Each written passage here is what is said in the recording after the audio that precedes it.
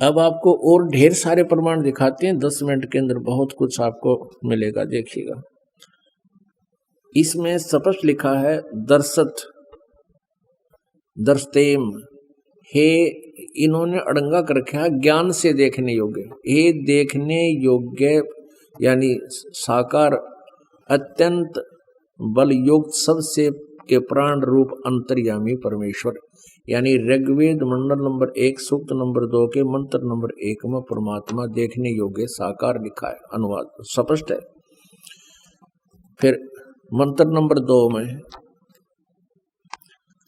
हे अनंत बलवान ईश्वर, जो जो विज्ञान प्रकाश को प्राप्त होने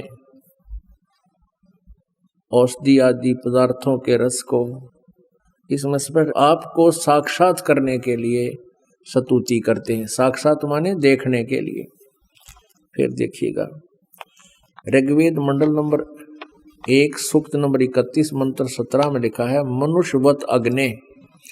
इसने क्या किया है, अनुवाद करते समय इस दानंद ने बैठा रखा है, अब यहाँ लिखा मनुष्यवत अग्ने, अग्ने माने परमेश्वर, ये इसने अड़ंगा कर दिया।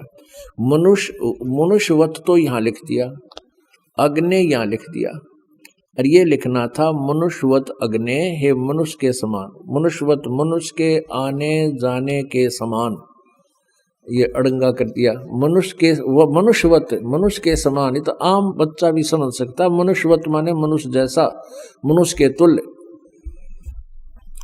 अग्नि माने परमेश्वर, ये आपको बहुत बार समझा रखे। अब दिखाते हैं ऋग्वेद मंडल नंबर 9 सूक्त नंबर 36 मंत्र 9 में यहाँ लिखा है देखने योग्य रूप को उत्पन्न कीजिए, हे परमात्मा उस देखने योग्य रूप को उत्पन्न माने हमारे सामने आइए।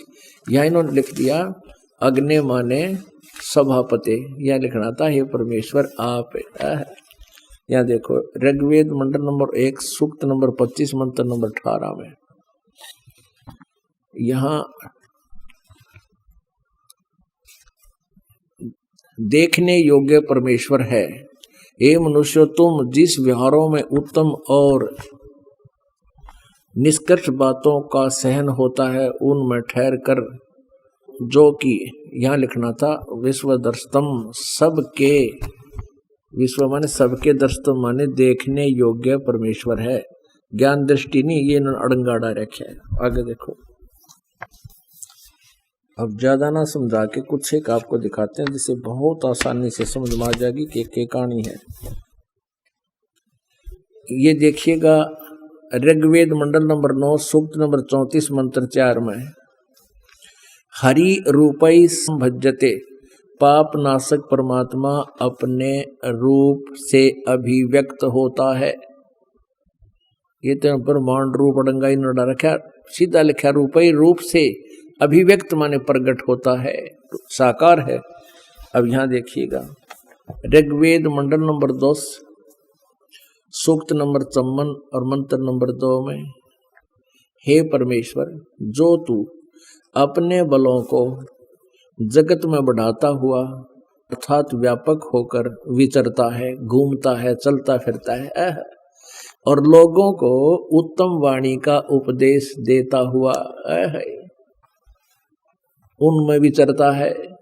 बता निराकार की तरह गए, इनको पूछनिया होकर इतनी अड़ंगा डाले थे, वे तो आप अनुवाद कर रहे हैं, स्पष्ट लिख रहा क्या कि हे परमेश्वर, जो तू अपने बलों को जगत में बढ़ाता हुआ और ये व्यापक होकर नहीं बढ़ाता, विचरता है यानी वहाँ घूमता है, आता है और लोगों को उत्तम वेदवाणी का उपदेश करता है, वेदवाणी का नहीं अपनी अमृतवाणी का उपदेश करता हुआ उनमें विचरता है। और देखो मंडल नंबर 10 सूक्त नंबर 54 मंत्र 3 में हे परमेश्वर, कौन तुम्हारी महिमा का पूरी का पार पा सकता है, यहाँ ये लिखना है। हमसे पूर्ववर्ती ऋषि लोग प्राप्त किए हैं, आपको हमसे पहले वाले महापुरुषों को आप मिले हो, आपको प्राप्त किया है, जिस कारण से कि तुम अपने तन व मन शरीर से, प्रकृति रूपी नहीं, ये नडंगा डाना था। तन व मन शरीर से पृथ्वी और भूलोक को भी अथवा माता और पिता को भी एक साथ उत्पन्न करते हैं।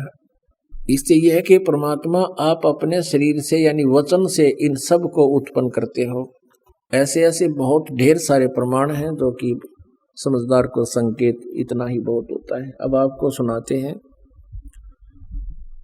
सृष्टि रचना के बारे में। एक धर्मदास नाम के प्यारी आत्मा कबीर परमेश्वर जी उनको मिले। धर्मदास जी को परमात्मा ने बहुत कुछ ज्ञान दिया। धर्मदास जी जो थे वो भगवान श्री विष्णु जी के उपासक थे और उन्होंने एक रूपदास नाम के गुरु भी बना रखे थे। रूपदास जी के बताए अनुसार धर्मदास जी सब क्रियाओं को करते हुए अपने मानुष जीवन को व्यर्थ कर रहे थे। परमात्मा कहते हैं गोता मारूं स्वर्ग में जा बैठूं पाताले, कहें कबीर ढूंढता फिरूं अपने हीरे मोती लाल। उसी उद्देश्य से परमात्मा उन अच्छी आत्माओं को मिलते हैं, जैसा वेद प्रमाण कर रहे हैं वो लीला परमात्मा ही करते हैं और वो लीला केवल कबीर परमेश्वर जी ने ही की है। इसलिए कबीर इज गॉड। बंदी छोड़ कबीर इज गॉड, बंदी छोड़ कबीर परमेश्वर है। ये वही परमात्मा है जो काशी में बनारस में जुलाहा बनकर दुल्हाए रूप में रहे थे।